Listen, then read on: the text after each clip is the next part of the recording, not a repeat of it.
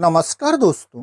कल्पना कीजिए आपने सिर्फ थोड़ा सा तेल चुराया और अगले जन्म में आप कॉकरोच बन गए। ये कोई फिल्मी कहानी नहीं है, ये मनुस्मृति में लिखा है। लेकिन दोस्तों, ये पुरानी कहानी 15 मई 2026 को तब जिंदा हो गई जब भारत के मुख्य न्यायाधीश ने कहा, बेरोजगार युवा कॉकरोच जैसे हैं। वे मीडिया, सोशल मीडिया और आरटीआई कार्यकर्ता बनकर व्यवस्था पर हमला करते हैं।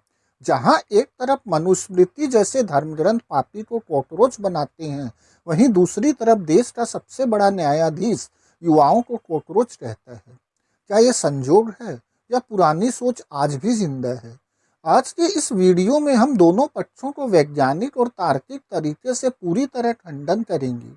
अगर आप अंधविश्वास से उब चुके हैं तो अंत तक जरूर देखें और जानें कि यह सिर्फ संयोग है या प्रयोग। अपने वक्तव्य के भारी विरोध के बाद मुख्य न्यायाधीश ने 16 मई को स्पष्टीकरण जारी किया। उन्होंने कहा कि मीडिया ने उन्हें गलत तरीके से उद्धृत किया है। उनका निशाना नकली डिग्री लेकर वकील या अन्य पेशों में घुसने वालों पर था, पूरे युवा वर्ग पर नहीं। उन्होंने भारतीय युवाओं को विकसित भारत का स्तंभ बताया। फिर भी बयान वायरल हो गया, पूरे देश में आलोचना हुई, लोग मजाक उड़ा रहे हैं। कॉकरोच जनता पार्टी नाम का व्यंग्यात्मक अभियान शुरू हो गया, जिसके लाखों अनुयायी हो चुके हैं। मनुस्मृति में तेल पाइका यानी कॉकरोच वाली सजा सिर्फ सामाजिक नियंत्रण का पुराना तरीका था। कॉकरोच 30 करोड़ साल पुराना जीव है, विकासवाद का नतीजा है, किसी पाप का नहीं। पुनर्जन्म कोई विज्ञान नहीं, सिर्फ विश्वास है। धर्म अहिंसा सिखाता है, लेकिन फिर भी हम रोज कॉकरोच मारते हैं। अगर मनुस्मृति के अनुसार कॉकरोच पुनर्जन्म है तो मुख्य न्यायाधीश के अनुसार कॉकरोच युवा क्या मारने लायक हैं? ये पाखंड नहीं तो क्या है? बेरोजगार युवा व्यवस्था पर सवाल उठाते हैं तो उन्हें कॉकरोच कह दिया जाता है। लेकिन असली पापी तो वे हैं जो युवाओं की आवाज को कुचलना चाहते हैं। इतिहास बताता है कि ऐसी भाषा, कॉकरोच परजीवी, खतरनाक हो सकती है। कॉकरोच और परजीवी जैसे शब्द इस्तेमाल करना युवाओं का अपमान है। बेरोजगारी युवाओं की गलती नहीं, ये व्यवस्था, शिक्षा और अर्थव्यवस्था की समस्या है। मुख्य न्यायाधीश जैसी संस्था के प्रमुख से ऐसी भाषा की उम्मीद नहीं की जाती।